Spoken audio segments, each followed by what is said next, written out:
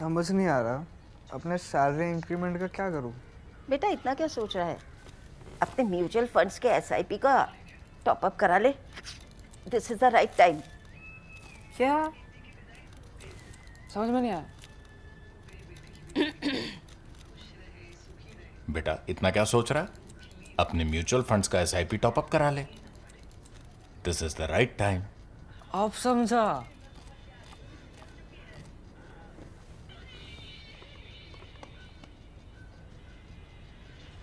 Mutual fund investments are subject to market risks. Read all scheme related documents carefully. Since 2022, or let me say March 2022, Pakistan's politics has all moved around. The pivot of Pakistan's politics has been something called the cipher case. What is cipher? Cipher means zero. It doesn't mean it is something that was done by a cipher, somebody who's a cipher. हम कहते हैं ना वो बड़ा cipher आदमी है. He is a complete cipher, not like that. Cipher means code. So something that is written in code is a ciphered document. This was a ciphered document that was sent by the Pakistan ambassador in Washington at that point. On 7th of March 2022, the ambassador's name was Asad Majeed Khan. He wrote a ciphered document of about 2 pages, which, like all coded cables, diplomatic cables, was top secret. It was top secret in the Pakistani system. That cable had a line. That cable was a resume of a conversation that the Pakistani ambassador had with the then Assistant Secretary of State for South Asian and Central Asian Affairs, Donald Lu. And there was one line in that cable. It's about a 2.5-page cable. It talks about Pakistan's position on Ukraine, also Pakistan campaigning to Donald Lu, Pakistani ambassador, that you are attacking us for our position on Ukraine, and about Imran Khan being in Moscow on the day the invasion took place, that is Feb 24, 2022, but you are not questioning India on their abstention, etc. And Donald Lu goes on to say, but about India, the view in Washington is different. Even at the Congress, people see India through the prism of the Chinese relations. All that goes on, but there is one line in that cable which is the little weapon of mass destruction. I think if the no confidence vote against the Prime Minister succeeds, all will be forgiven in Washington because the Russia visit is being looked at as a decision by the Prime Minister. Otherwise, I think it will be tough going ahead. Now, this is a quote that the Pakistani ambassador has written reporting on his conversation with Donald Lu. Donald Lu is somebody who's known in New Delhi very well. He was the Deputy Chief of Mission at the US Embassy in Delhi. I've had the pleasure of hosting him at home for one of our dinners. Decent guy, usually not given to any tough language, but in this case, he's been quoted as saying this. Now what happens? Take you back to 7th March. This cable is sent to Islamabad. This is the time when Imran Khan is feeling under pressure from his army. The army chief is then not Asim Munir. Army chief then is Qamar Javed Bajwa. Qamar Javed Bajwa is putting Imran Khan under pressure. In fact, Qamar Javed Bajwa wants to mend his relations with America. This at a time when Imran Khan has particularly ruined his relations. How that has played out, I will tell you as I take you through a story that has just dropped, if I may say so, on the American independent website, news site called Drop Site. I will take you through that. By this time, however, the US-Pakistani relations are really bad. They are so bad, and the Pakistani army is so upset about this, that the Pakistani army, behind their prime minister's back, hired as its lobbyist in Washington the former CIA station chief in Islamabad. A former CIA station chief in Islamabad is now hired by the Pakistani army behind the back of its prime minister to lobby for it in Washington. That's how complicated the situation is, and that's why Imran Khan is, I think his judgment was right. He thought that this was a conspiracy to pull him down through a vote of confidence in which his army was also involved. When this happens, Imran Khan threatens to make this cable public or this cipher public. That's why in Pakistan it's called the cipher case. If you Google cipher case Pakistan, you will find the entire story and millions of stories about it, because as I told you earlier, this is the pivot around which Pakistan's politics, the decline and fall of Imran Khan, decline, fall and jailing of Imran Khan, the return of Shahbaz Sharif and Nawaz Sharif from outside, the withdrawal of all the cases against Nawaz Sharif, including convictions, the jailing of Imran Khan's wife, Bushra Bibi, then the rise of Asim Munir, his becoming chief sort of out of turn, but before that also his removal as ISI chief sort of very prematurely after a very short tenure. I will take you through that. And then he's becoming field marshal and he's becoming chief of defense staff. He's abolishing the Joint Chiefs of Staff Committee, which is very significant. Again, I will tell you why that is significant. And he's then becoming complete dictator of Pakistan through this bloodless coup, and then becoming a darling of Donald Trump as well. All of that has happened around this cable. Now, 7th March 2022, this cable comes. By 30th March, buzz has built up in Islamabad that Imran Khan is going to reveal this cable, because Imran Khan was saying that Americans are leading this conspiracy in which, by implication, some in the army are involved and some other forces in Pakistan are involved. In fact, he called it the London conspiracy, which was an allusion to Asim Munir after he had been removed as ISI chief by him in 2019. That was also a twist in the story. In Pakistan, nothing is straight because this is not a political situation. Pakistani power game is not like any other political power game, because power doesn't rest with politicians in Pakistan. It's the army, it's the intelligence agencies, it's the Americans, and now it's the Chinese as well. All of that mixes up, and then you get this story, and increasingly the Iranians. 2019, this drop side story tells us Imran Khan made a visit to Iran and he thought he was going to mend relations with Iran, neighboring Islamic country. By this time, Imran Khan was also seeing himself as a great Muslim leader. He also made that proposal at the UN General Assembly of an Islamic media channel with Turkey and Malaysia. He was seeing himself as a great leader in the Islamic universe. At this time, he went to Iran. Accompanying him was Lieutenant General Asim Munir as ISI chief. In that meeting, it is reported, it's been reported earlier, but now it's again been reported by a drop site, that Asim Munir used particularly undiplomatic language and annoyed the Iranians. That surprising conduct from Asim Munir at a time when Imran Khan was trying to improve relations with Iran, that is now being read in the American media, also in this drop site story, as evidence that Munir already was in touch with the Americans and was working on behalf of the Americans. So he did not want, and the Americans did not want, Pakistan-Iran relationship to get better at that point. Within a few months after that, Munir was removed. This drop site story tells us, and I've read it elsewhere also, including by some Pakistani commentators, mostly exiled, that this led to the removal of Asim Munir as ISI chief in just 8 months. That's almost unprecedented in a country where the ISI chief's position is so powerful. In fact, almost as far powerful as the army chief, because the army chief also has the distraction, quote unquote, distraction of running a large army, about 600, 700,000 strong army. The ISI chief just has to run intrigues all the time and also keep his political class under control. He was removed, and then another story started parallelly there, to which we will come in just a bit, because that will involve China and America and very sensitive relations there and the interplay. Now, 30th of March 2022, that is within 3 weeks of this cable having been received in Islamabad, it had become evident that Imran Khan was going to release this cable. If he had released this cable, this would have confirmed his conspiracy theory.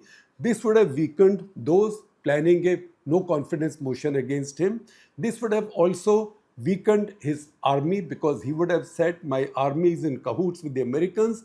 This no confidence motion that's coming up, this is to bring me down on the demand of the Americans. Anti-Americanism is a very good bandwagon to get onto anywhere in the world, but most of all in Pakistan, in Pakistani politics. To prevent him, his rivals went to Islamabad High Court on 30th March 2022. He was restrained by Islamabad High Court. On 27th of March, in fact, Imran Khan had made his mind clear, where he said in a rally that this is a foreign-funded conspiracy, and also that this cipher was going to be, or this cable was going to be revealed. That's when the quote-unquote establishment got into action to prevent this from happening, because this would have exposed them and would have caused big complications for them. The High Court restrained its own Prime Minister from releasing a secret document, unheard of in a democracy. A Prime Minister should be able to release anything he feels like as long as it belongs to his government. Remember, this is not an American cable. This is a Pakistani cable. The original document with all the markings, you can see it on your screens. It's obviously a leak from Pakistan. It's not a leak from the Americans, because Americans were not copied this document. This document was from Pakistan ambassador in Washington to his government in Islamabad. On May 23, in fact, Imran Khan had issued a statement demanding that Donald Lu should be fired. And if you look at this document, you can see why Imran Khan would be furious. Because one, this document says that Donald Lu, or the Americans in this case, and the Pakistan ambassador says that he is quite sure that Donald Lu was doing this after discussing it with White House, and he was also confirming this. That when the Pakistani ambassador asked Donald Lu, how come you're not talking to us about Ukraine, but you're talking to India all the time?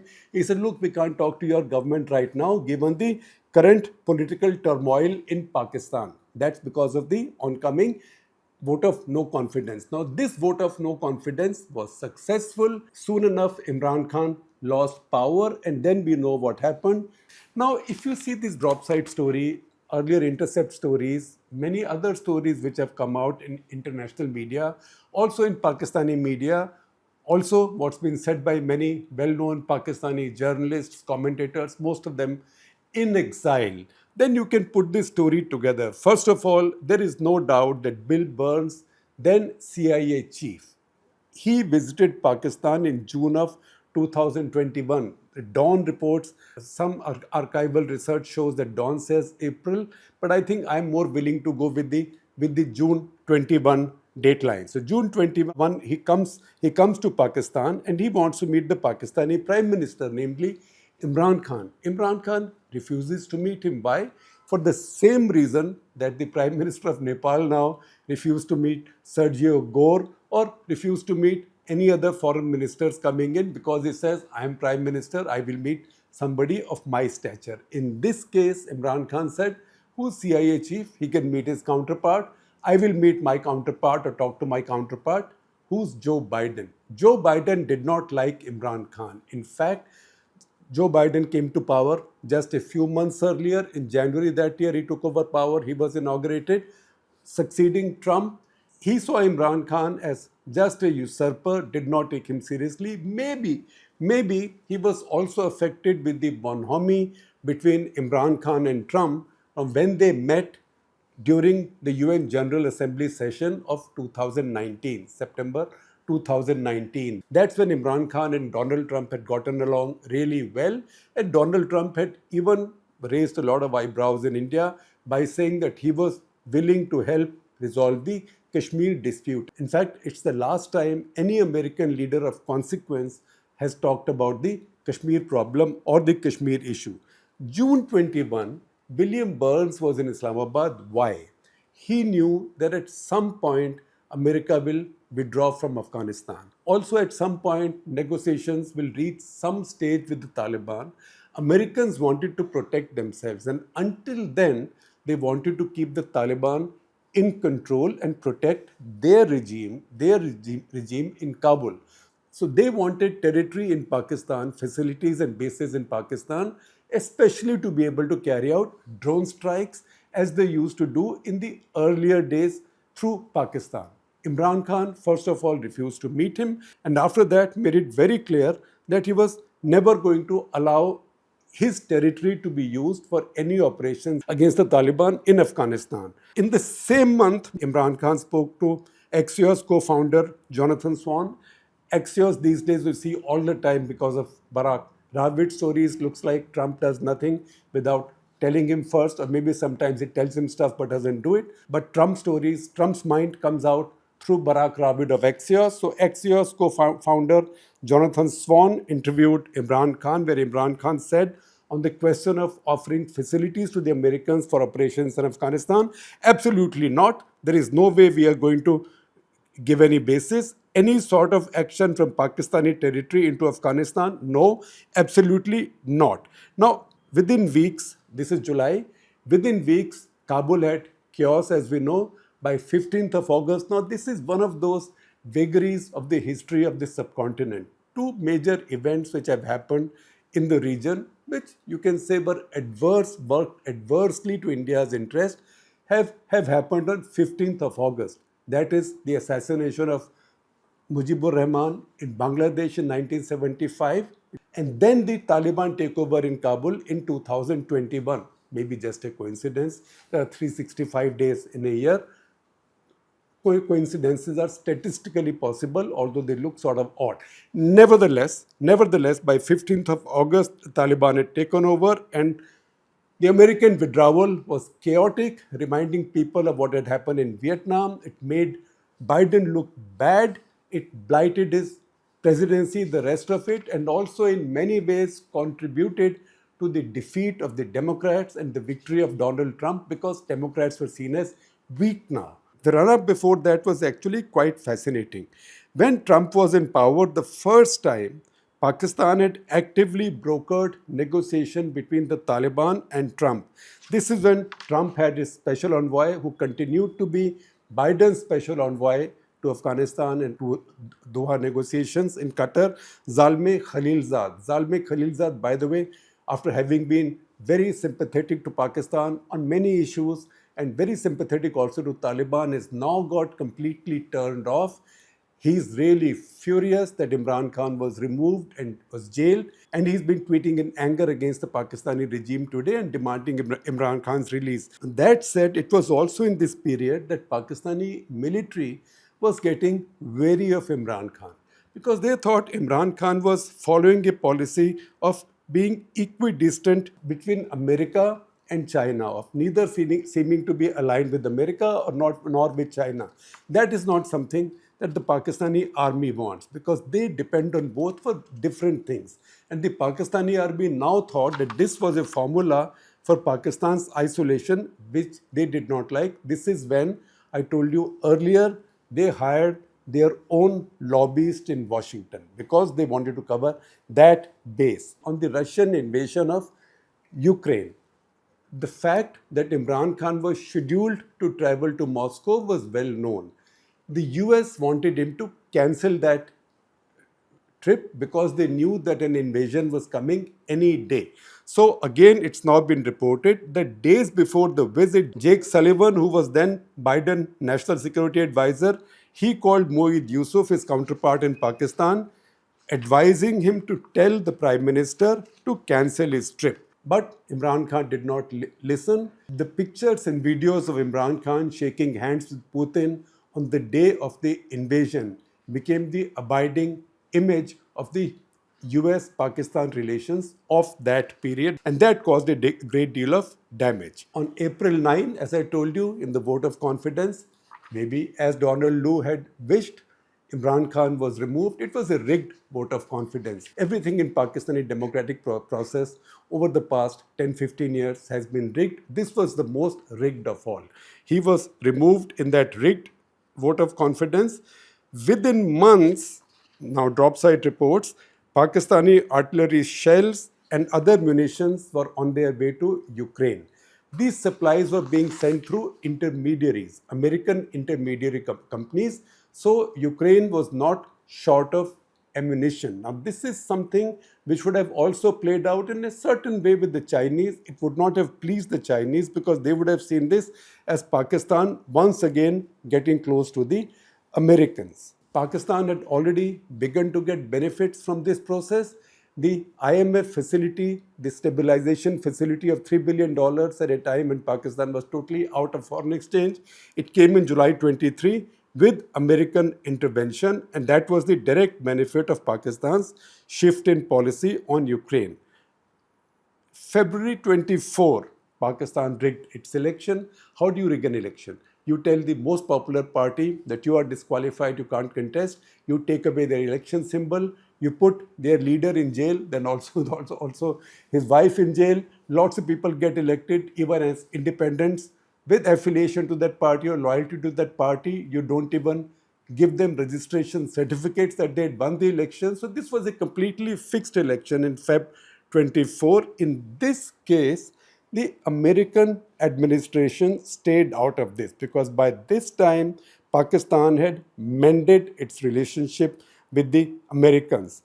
January 25, Trump got sworn in, he got inaugurated. He was still carrying his suspicion of the Pakistanis.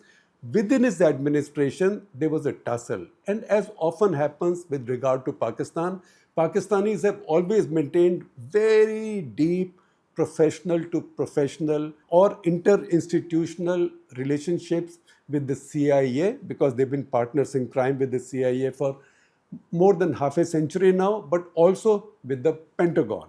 So in this case, Dropside tells us there was a tussle between the State Department led by Marco Rubio and Pentagon and the CIA. And in this argument, Pentagon and the CIA won, and the Americans once again decided to forgive Pakistan for all their past indiscretions or misdemeanors and start working with them as partners. There's a couple of interesting things that come out in these revelations. April 9, 2022, on the same day as Imran Khan was removed in that rigged vote of confidence, the same day, your prime minister has been removed, your government is gone. On the same day, Pakistan tests a Shaheen-3 missile.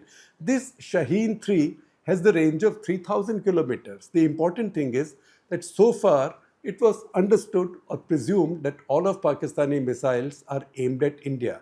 3,000 kilometers gave Pakistan the range to hit Israel.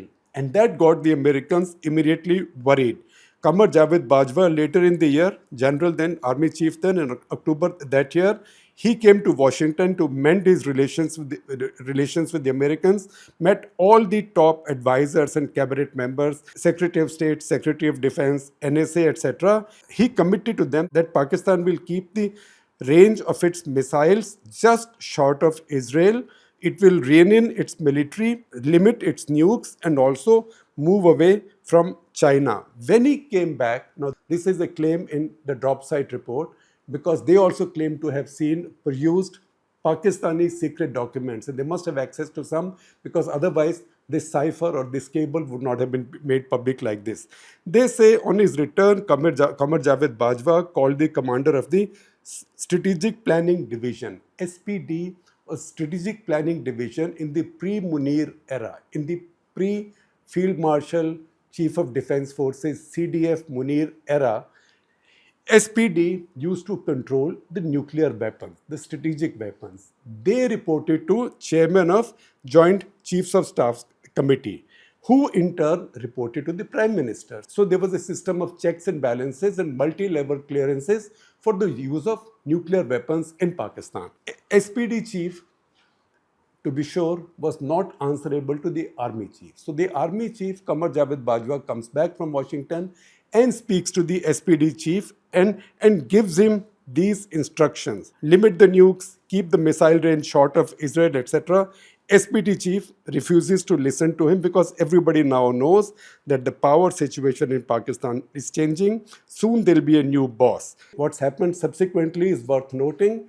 Subsequently, after Munir became Field Marshal and Chief of Defense Forces, he had the constitution amended, new laws passed. The office of the Chief of Joint Chiefs of Staff Committee has been abolished because he, as the Chief of Defense Forces, is automatically the chairman of the Joint Chiefs of Staff Committee, even if it existed.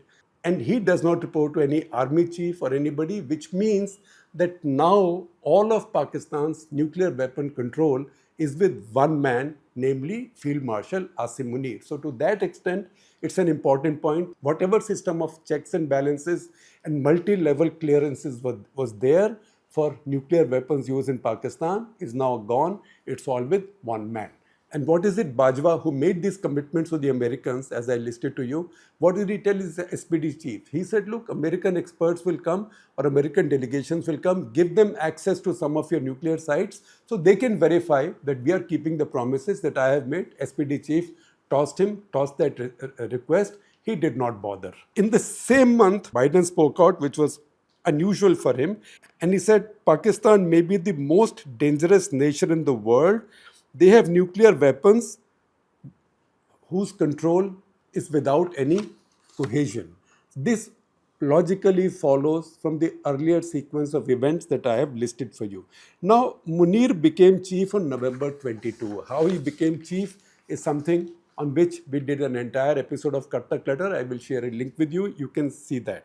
Imran Khan had said that after having been removed as ISI chief, Munir made a visit to London where he met Nawaz Sharif and hatched the plan to get him out. This is what he called as the London plan. Now, what has happened since Munir came in? Since Munir came in, again, according to this analysis in drop site, and you can see some evidence from what's happened on the ground in Pakistan, that CPEC has come to a grinding halt. Nothing is moving in CPEC. So is Pakistan distancing itself a little bit from China? Can they afford to? 85% of their weaponry comes from China. Unlikely, but Pakistan can play both sides like this and make the pretense that it's slowing down its projects with China. However, in fact, there's been some slowing down. Of the 90 projects under CPEC, only 38 have been completed, 23 are under construction. There is no talk about any of the others. Only one of the expressways planned under this, that is the Gwadar East Bay Expressway, was completed in 2022. Since then, no major project is completed. ML1, which was the main line north to south in Pakistan, its redevelopment or modernization has been eternally or perpetually deferred. It's not moving. Looks like the Chinese also at some point have expressed some frustration. In Chinese ambassador Jiang Zhaidong at some point had made his frustrations public that Pakistan was not able to protect the Chinese workers. After repeated attacks on Chinese workers had led to 21 deaths, and also Chinese power production plants in Pakistan are owed enormous amounts of money which Pakistan is not able to pay. In 2024, I told you Pakistan can play both sides while pretending to look away from China in 2024, and this to my mind is the biggest revelation in these documents. In 2024, Pakistan talked to China and said, look, you built the port of Gwadar, you're building it. We can give it to you as a permanent military facility. Deep water, beautiful, warm waters, deep water, Arabian Sea, next to the Persian Gulf. What else can the Chinese ask for? But Pakistanis wanted something in return. What was this? I will list 3 things to you. Number 1, indemnity against any retaliatory US action, economic or otherwise, for giving Gwadar as a military base to China. That's number 1. Number 2, guaranteeing Pakistan of military aid and modernization to keep them always abreast with India, if not ahead of India. And third, and that's the trickiest and also I would say the most audacious, that is for China to give Pakistan a sea-based nuclear second strike capability, as we have now just built with the Aridaman series of submarines. So China should give Pakistan a second strike submarine facility, which means China should give Pakistan SSBNs or nuclear weapon firing submarines. This one the Chinese turned down. Chinese balked because they thought that this will bring them into a direct role in proliferation in the subcontinent, and the consequences of this internationally will be disproportionate to the benefits they get from having Gwadar as a military base. These negotiations, drop site tells us, ended in frustration. The Chinese found the Pakistanis unreasonable and ended the talks on a bitter note. In August 25, Munir again tried to play both sides when he said, we don't sacrifice one friend for another. But meanwhile, in fact, even earlier, he had not allowed the Chinese to bring more personnel for their CPEC projects. He also sort of withdrew without formally saying so. He did not let the Chinese bring in their own teams to protect their own personnel. That was done to please the Americans, and Topside would say that contributed more to Donald Trump beginning to like Munir or rediscovering America's love for Pakistan than the crypto deals with his family, etc. Although those also played their role. In the same period, Imran Khan, while he was trying to show that Pakistan was equidistant from America and China and not really tied in with either, because Imran Khan also liked strategic autonomy. He had those notions. He also turned down pressure from Saudi Arabia to sign a mutual defense pact. All of that got the Pakistani army really upset because they thought Imran Khan was now pushing Pakistan into strategic isolation. They do not see strategic autonomy as something of great value. They want to play these games. So anything that looks like being equidistant or turning down a demand from Saudi Arabia, which can bring a lot of cash for Pakistan, they will see that as a case of going into strategic isolation. That is when the die was cast on Imran Khan's fate. And as we know, one of the earliest agreements signed under the Shehbaz Sharif Munir, or let me just say Munir Shehbaz Sharif dispensation, is the Mutual Defense Pact with Saudi Arabia, which in any case would not displease the Americans. This is a short story, therefore, of how what started with this cipher or cable on 7th of March 2022 ended up changing not just Pakistan's history, but in some ways the subcontinent's history, and also influencing geopolitics next door in Iran, larger West Asia, policy in America, Beijing, and beyond.